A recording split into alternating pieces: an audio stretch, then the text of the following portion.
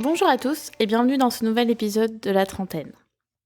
Aujourd'hui, je voulais aborder le sujet de ces amis qui avancent au rythme que la société un petit peu attend de nous. Alors, je veux dire les amis en tant que femmes, les amis féminines. Euh, et c'est-à-dire qu'ils avancent dans leur vie de couple, dans leur vie de famille, parce que concrètement, à 30 ans, on attend qu'une femme elle développe cette partie-là de sa vie. Et du décalage avec ma vie à moi. Et finalement, je me dis, mais si c'était 40 ans dans la tête de la société, l'âge un petit peu charnière à laquelle on devrait avoir coché des cases, on n'en parlerait même pas, il n'y aurait pas cette pression comme quoi à 30 ans on devrait avoir tout coché, ce qui n'est pas le cas. Et alors, mon cas, pas du tout. Et pour ça, je m'appuie sur le cas d'une de ma meilleure amie d'ailleurs, que je considère comme une sœur. On est amies depuis... je me demande si on n'a pas fêté nos 10 ans d'amitié là. Mais bon, on est amis depuis le début de nos années médecine.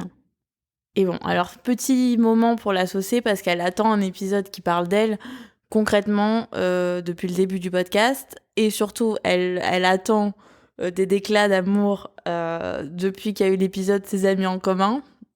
Donc c'est le moment, c'est ton moment là, kiffe-le. Donc je la considère comme ma sœur.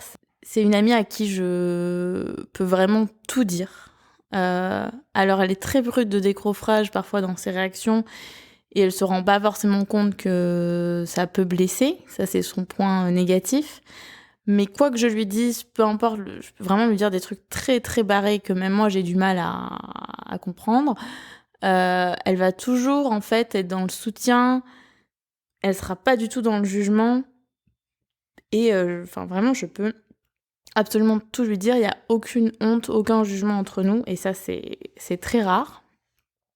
Et en fait, malgré la distance, que ça fait maintenant plusieurs années déjà qu'on vit même pas dans la même région, et alors là, le fait que je sois partie sur un autre continent, avec le décalage horaire, tout ça, bah finalement, ça n'a rien changé, on est toujours aussi proches, je l'ai quotidiennement au téléphone, enfin quasi quotidiennement, et ça fait partie des personnes à qui dès qu'il y a une nouvelle dans ma vie, elle fait partie souvent des 2 personnes au courant en priorité, ou 2 ou 3.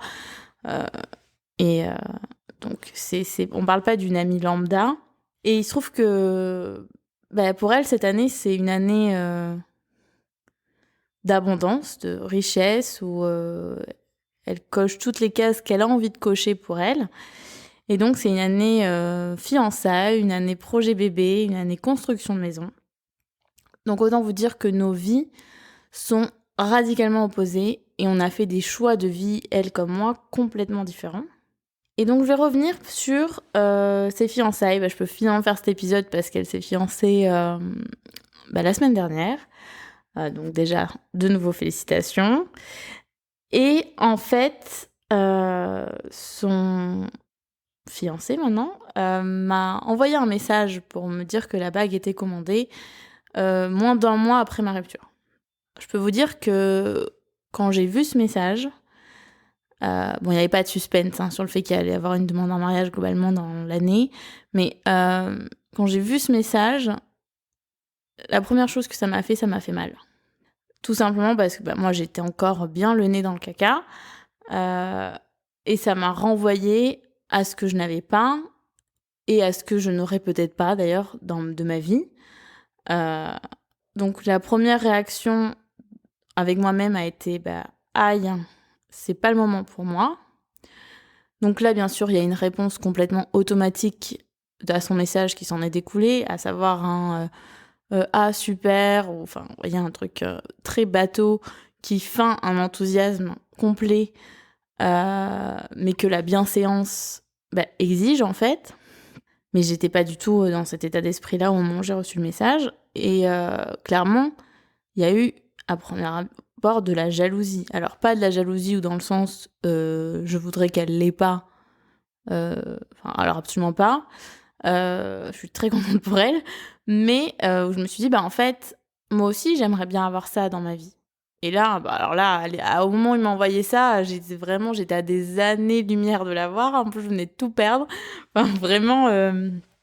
Mais ce que je veux dire, c'est que euh, ça m'a juste renvoyé en fait à ma perte à moi. Et donc, c'est pas un sentiment très noble, hein, la jalousie, c'est pas quelque chose qui est beau. Et après, en fait, cette réponse complètement automatique, je me suis assise avec moi-même, j'ai pris un peu de temps. Et, en fait, on dit beaucoup dans les ruptures qu'il faut accepter ses sentiments, les vivre, machin, ses émotions. Mais en fait, c'est pareil, même au quotidien, toutes nos émotions, même les mauvaises, finalement, même celles qui font de nous que on n'est pas, entre guillemets, des bonnes personnes, mais on reste des humains. Et donc, oui, clairement, à ce moment-là, ça m'a fait chier. Désolée, mais c'était vraiment le cas. Mais, en fait, c'est humain. J'ai le droit d'être triste que le mec ait commandé sa bague de fiançailles parce que moi, pas demain que j'ai une bague à mon annulaire gauche. J'ai le droit. Mais en fait, ça va pas conditionner mon comportement. Et ça, cette réflexion-là et ce changement d'attitude-là, c'est clairement ma rupture et le décès de mon animal et tout ça à l'autre bout du monde qui a fait que maintenant j'ai cette réflexion-là et j'ai eu ce travail sur moi. Et finalement, ce message a été la première fois où j'ai commencé à le mettre en application et à réfléchir sur des choses qui touchaient pas à ma rupture. C'est-à-dire, voilà, un événement de la vie qui arrive, j'ai pas la réaction que je voudrais avoir, enfin ça génère pas le sentiment positif, enjoué d'une bonne personne, non, ça génère un sentiment de merde. Et en fait c'est pas grave, j'ai le droit de ressentir ça, mais après ça va pas en fait conditionner mon comportement. C'est-à-dire que mon comportement c'est en fait j'ai envie d'être là pour ma pote, j'ai envie qu'elle ait cette demande en mariage parfaite dont elle me parle depuis même bien avant qu'elle ait rencontré le mec. J'ai envie qu'elle ait tout ça parce que je lui souhaite d'avoir qu'une seule demande en mariage en fait. Et bien sûr que je vais aider le mec et que je vais pas le laisser se débrouiller tout seul et que certes elle aurait une demande en mariage qui serait une demande en mariage donc ça resterait quelque chose de très beau mais qui serait pas à la hauteur de ce qu'elle avait imaginé juste parce que moi j'étais au fond du seau à ce moment-là en pleine rupture. Non, en fait, j'ai le droit d'être mal, j'ai le droit d'être jalouse, j'ai le droit d'envier ce moment-là de sa vie, mais je choisis que ça va pas conditionner mon comportement. Et finalement, d'accepter cette émotion, ça fait qu'elle nous retient pas. Et je vous dis ça, mais avant la rupture, toutes mes émotions avaient une réaction comportementale. C'était automatique. Maintenant, ça n'existe plus. Je saurais même pas dire la dernière fois. Enfin, en tout cas, ça n'existe plus. Et ça passe aussi par, en fait, j'ai le droit de ressentir ça. C'est pas grave. Ça fait pas de moi une mauvaise personne, ça fait juste de moi un être humain. Mais ça va pas changer mon comportement de ce que j'ai envie de faire, en fait. Et elle, je dis, j'ai envie d'être là. J'ai envie de participer à ça. C'est aussi, si c'est sa seule demande en mariage, ça sera aussi la seule fois potentiellement où moi, je peux vivre ça de l'extérieur. Et j'allais pas me priver de ça. Et la priver de ça aussi, juste parce que je venais de me séparer. C'était un peu rude, quoi. Pour tout le monde, elle et pour moi aussi. Et donc, bref, il m'envoie ça, la bague met bien sûr des mois à arriver. Après, bien sûr, il a fallu organiser la demande. Donc ça, c'était encore plusieurs semaines après la rupture. Donc je commençais là vraiment à sortir la tête de l'eau. On organise la demande, autant vous dire que ça nous a pris des heures. Mais on fait des choses bien. La demande, je pense qu'une bonne majorité de nanas rêvent d'avoir. Lac de Com, je choisis l'hôtel vraiment sur le lac, les jardins, organisation pour avoir le photographe qui prend la photo au bon moment, parce que ça c'était vraiment un truc qu'elle avait apprécié elle, dans la demande d'un de ses potes. Derrière le restaurant étoilé au Michelin. Bref, vraiment, on a fait les choses en grand. Et en fait, en organisant ça, sur le moment, j'étais là genre super, on va faire ça, elle veut ça. Enfin, Et en raccrochant, je me suis dit: «Putain, je pense qu'en fait, je viens d'organiser la demande en mariage de rêve. Putain, bah, va falloir la vivre par procuration, Caroline, parce que toi, s'il faut, tu jamais ça. Tu même pas une demande en mariage, éclatée au sol, rien du tout, niet». Bref. Et vraiment j'ai j'ai développé, alors au fur et à mesure du temps, ça allait de mieux en mieux et ça forcément ça m'atteignait pas de la même façon. Bah, entre le moment où il y a eu le message, le moment où, il y a eu l'organisation, en fait, de l'événement, j'ai vraiment eu l'impression que j'avais développé un espèce de trouble de la personnalité, avec la personnalité qui était là genre: «Bah, en fait, t'as les boules, mais t'as le droit d'avoir les boules. Tu le droit d'être triste, tu le droit d'être jalouse, t'as le droit d'envier cette partie-là de sa vie». Surtout que je peux vous dire que le mec, il avait vraiment envie de faire les choses bien et finalement, c'est ça que j'envie réellement. Quelqu'un qui se dévoue autant, qui veut faire les choses très bien, qui par amour. Heu et ensuite, l'autre côté qui était là: «Ouais, mais t'as aussi envie de vivre ça, avec elle, tu aussi envie de vivre ça pour elle». Et aussi, en plus, elle m'a fait passer des moments avec son copain et heu et ça nous a aussi rapprochés tous les 2. Donc enfin, c'était tout bénef. Mais c'est vrai qu'il y a eu cette espèce de trouble de la personnalité avec différents alters et je savais pas trop lequel, choisir à certains moments. Et en fait, voilà, ce qui m'a aidée, c'est vraiment de me dire: «Bah, t'as vraiment le droit d'avoir les boules pour toi et en même temps, ça t'empêche quand même pas de te réjouir pour elle». Mais c'est pas forcément la chose la plus facile à appréhender au début. Et donc elle a un projet bébé, donc maintenant elle est fiancée, ils font construire leur maison. Heu, j'ai d'autres amis qui font construire leur maison, d'autres qui envisagent le projet bébé et moi je suis là. Moi je suis partie. Moi je me suis expatriée pendant 1 an, sur un autre continent pour faire un 2e doctorat. Et là, bah, forcément quand tout le monde avance à ce rythme-là, je me dis: «Bah, est-ce que j'ai compris la vie?» Est-ce que vraiment j'ai compris la vie ou est-ce que je suis pas complètement à côté de mes pompes?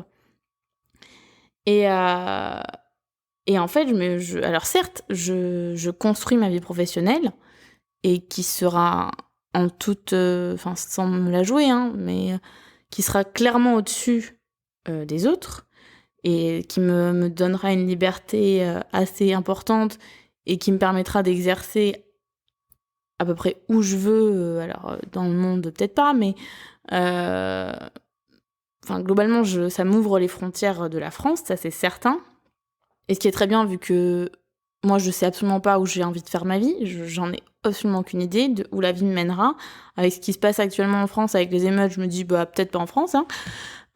Mais enfin voilà, finalement, je m'ouvre les frontières avec ce 2e doctorat, je m'ouvre beaucoup d'options, beaucoup de possibilités. Heu, donc je construis ça. Mais en fait, ma vie, elle se résume pas à ça et j'ai certainement pas envie que ma vie, elle se résume à ma vie professionnelle. Parce que, bah, c'est triste à dire, mais on a beau avoir la carrière la plus brillante, le jour où on se casse à la retraite, le lendemain, il y a quelqu'un d'autre devant le bureau, hein. Enfin, c'est un peu comme ça que ça se passe. Moi, j'ai pas envie que ma vie se résume à ça et bien sûr qu'en fait, j'aspire à avoir une vie de famille, à avoir une relation stable avec quelqu'un qui fait le choix de m'aimer, d'affronter les difficultés, ouais, qui est en fait d'avoir un partenaire, quoi, un vrai partenaire, une équipe, quelqu'un que je soutiens, qui me soutient. Enfin, bien sûr que j'aspire à ça, j'aspire sincèrement à ça. Mais aujourd'hui, ma vie, elle est clairement pas faite comme ça. Et, je me demande si ça générerait finalement autant de questions si ben, on n'avait pas un peu nous avait pas un peu martelé que, bah, attends, à 30 ans, bah, il faut que tu commences à te poser la question, quoi. Moi, enfin, quand j'ai dit à ma mère que je partais faire un 2e doctorat, sa première réaction, ça a été: «Non, mais à l'âge que tu as, tu crois pas qu'il faut que tu t'arrêtes?» Et en fait, c'est une éducation, c'est ancré et c'est sûr qu'en ayant pris cette décision, bah, j'ai «reculé» entre guillemets la construction d'un foyer, mais je construis rien, enfin, à part ma vie professionnelle, je construis rien. Enfin, on va pas, j'ai pas acheté de logement, j'ai pas de mec avec qui je vais me marier demain. J'ai pas le projet, je pense, je n'aurai pas de gosse dans les 2 ans à venir, a priori. Voilà, c'est... je coche pas les cases, en fait, qu'on attendrait que je coche.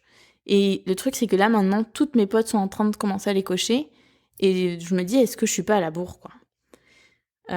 Et en même temps, j'envie certains aspects de leur vie, mais que certains aspects. C'est-à-dire qu'à aucun moment, j'aurais envie de payer, entre guillemets, le prix enfin, de ce que moi j'ai dans ma vie et qu'elles n'ont pas, pour avoir ce qu'elles ont. Et on a beau dire, je me suis expatriée. C'est une année où j'ai vraiment pris cher. Et en même temps, là, je peux dire, c'est une des plus belles périodes de ma vie. Où clairement, je découvre plein de choses. Et je me découvre aussi moi. J'ai tellement fait... Enfin, je grandis, j'évolue. Je suis en train de devenir la meilleure version de moi-même. Je continuerai à grandir toute ma vie. Mais là, c'est vraiment par moi-même. Je voyage énormément. Et des choses dont je pensais pas être capable de faire seule. Et en fait, j'en suis tout à fait capable. Et j'apprécie de le faire seule. Et alors, bien sûr que j'ai envie d'avoir des projets avec quelqu'un. Mais en fait, je me rends compte que si demain, quelqu'un me disait... t'arrêtes de bouger, tu voyages plus, même les week-ends, et on se marie, je dirais non. Enfin, non, c'est pas ce à quoi j'aspire dans ma vie. Donc c'est toute l'ambiguïté de ce qu'on attend de moi, enfin de ce que la société attend de nous, et de où j'en suis en fait à l'heure actuelle, parce que j'ai fait des choix à contre-courant. Et en même temps, c'est pas parce que j'ai fait ce choix de faire un 2e doctorat et d'en gros de rajouter des lignes sur mon CV, prolonger mes études, tout ça, que ça veut dire que ma vie, elle se résume à ma carrière. Parce que pas du tout. C'est pas parce que j'ai pas d'enfant, que j'ai pas une relation stable, que ma vie, elle doit être réduite à mon travail, en fait. Bref, donc ça, c'était une première partie. Et ensuite, en fait, comme je vous dis, finalement, voir tous ces gens qui évoluent, une fois qu'on arrive à prendre du recul et de se dire, en fait, chacun son rythme, moi je fais d'autres choses que je suis très contente de faire, je me dis, mais en fait, je veux pas de ça. Alors, je redis, je dis pas que je... Même s'il y a des gens qui veulent pas avoir de vie de famille, qui veulent vivre toutes seules toute leur vie, je respecte, comme dit, chacun fait ce qu'il veut en réalité. Moi, j'aspire à avoir ça. J'aspire à avoir des enfants, j'aspire, comme je vous disais, à construire un foyer, une relation avec quelqu'un. J'aspire à la construction, ne serait-ce que, on ne dit même pas forcément d'une maison, ou j'en sais rien, mais ne serait-ce que des projets communs de voyage, voilà. J'aspire à ce partenariat. Mais en fait, j'aspire pas à la maison pavillonnaire avec les 3 gosses, les 2 chiens, et à, entre guillemets, choisir un travail différent pour être plus disponible. Non. Et ça fait pas partie de moi. Et si ça veut dire prendre plus mon temps sur les autres points de la vie, c'est pas grave en fait. Il n'y a pas d'urgence. Alors si, il y a mon horloge biologique qui à un moment donné finira par poser problème. Mais globalement, j'ai encore de la marge. Donc, faut pas non plus se stresser parce que on est pressurisé par les autres et parce que finalement, on n'avance pas du tout au même rythme. In fine, j'arriverai au même endroit. Puis surtout, in fine, j'arriverai à l'endroit où j'ai envie d'être. Et ça sera juste le bon moment. L'autre question qui se pose quand tous nos potes évoluent et que nous, on évolue sur notre chemin, c'est comment les relations, en fait, se maintiennent dans le temps. Parce qu'est-ce qu'on n'a pas tendance à entretenir des relations avec des gens qui sont un petit peu dans la même énergie et dans la même phase de vie que nous, probablement. Je vous cache pas qu'aujourd'hui, quand j'ai ma pote au téléphone, qu'elle me parle enfant, j'écoute parce que ça lui tient à cœur, parce que son conjoint a des enfants. Donc, voilà, moi, je suis pas trop encore dans l'éducation des enfants, mais j'écoute. Et en revanche, quand moi, je lui parle de mes histoires, bah, parfois ça m'arrive en fait de lui dire: «Écoute, là, j'ai besoin 2 secondes que tu gères les enfants et que tu redeviennes, la pote célibataire, que tu étais, bah, du coup, il y a 3 ans». Pour qu'en fait, on garde cette dynamique. Donc, aujourd'hui, on arrive à faire ça comme ça. Je pense qu'on arrivera à le faire, il y a pas de raison que ça s'arrête. Peut-être que quand elle deviendra maman, ça deviendra encore différent. Mais on verra. Mais c'est vrai que c'est aussi une question que je me pose. Est-ce que mon amitié avec les gens que j'aime, mais qui finalement n'avancent pas au même rythme que moi, bah, va pas aussi à un moment donné s'effriter malgré moi, juste parce qu'on n'a pas les mêmes aspirations? Globalement, tout ce que je veux dire, c'est que on a le droit d'avancer chacun à son rythme.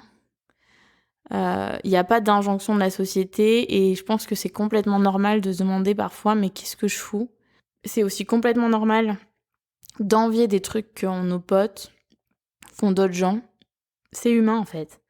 Et il faut pas culpabiliser vis-à-vis de ça, faut juste l'accepter. Bah, OK, je l'envie, mais en fait, c'est pas pour autant que ça va conditionner, mon comportement. C'est-à-dire pas parce que j'ai envie d'avoir ça que je vais me fermer vis-à-vis de mon pote, que je vais,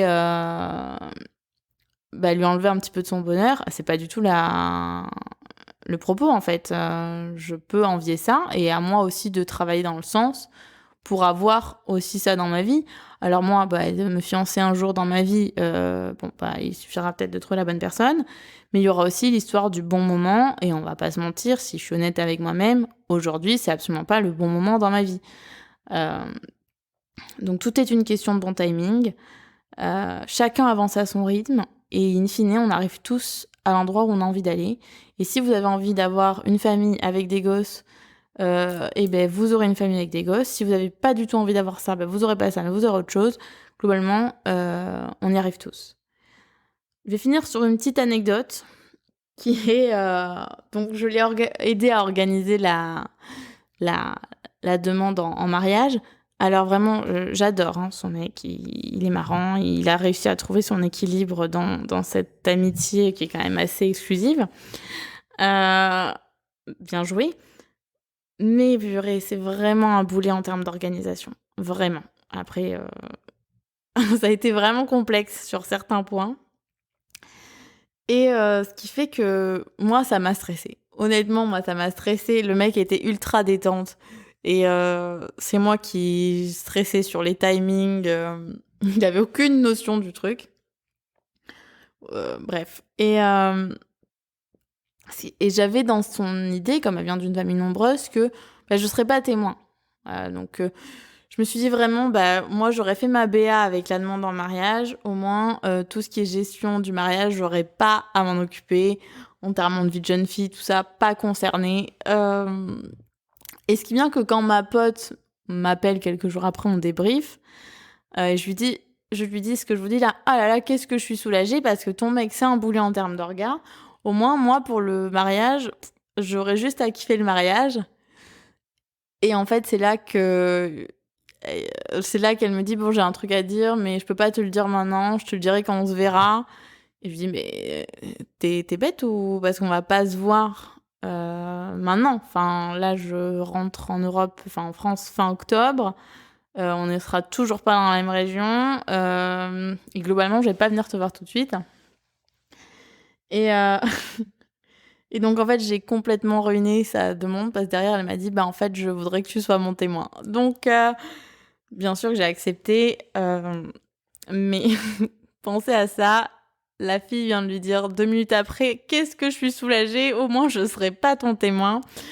Bref, encore une belle performance de Caroline, tout en finesse. Sur ce, pas de stress, c'est normal en fait à des moments de se poser la question: «Qu'est-ce que je fous?» juste parce que, bah, je suis pas le rythme qu'on nous a dit toute notre vie qu'on était censé suivre. Je veux dire, moi, ma mère, à mon âge, elle était déjà divorcée avec un gamin et elle était déjà avec le père de son deuxième gamin. Donc on va dire, on suit le rythme qu'on pense être imposé parce que, bah, une grande majorité suit ce rythme-là, nos parents suivaient ce rythme-là et ben voilà. Et ben moi, je suis pas ce rythme-là et c'est pas grave, je suis le mien et ça m'empêchera pas d'être heureuse et ça m'empêchera pas, d'avoir ce à quoi j'aspire dans la vie. Chaque chose en son temps et si aujourd'hui j'étais fiancée dans une maison pavillonnaire et ben je serais pas en train de voyager. je serais pas en train de découvrir tout ce que je découvre. Et probablement que ce deuxième diplôme, un jour, fera que ça m'ouvrira une porte que j'aurais jamais pu m'ouvrir sans. En fait, on a tous notre chemin à suivre et il n'y a pas une matrice qui fait qu'on doit tous suivre le même chemin au même moment. C'est tout. Donc, respirez, prenez votre temps, vivez les expériences que vous êtes en train de vivre au moment présent sans trop vous inquiéter des cases que vous avez à cocher. Et c'est la meilleure chose que je puisse vous conseiller, chacun son rythme. En attendant le prochain épisode, je vous embrasse et surtout, vous n'êtes pas seul.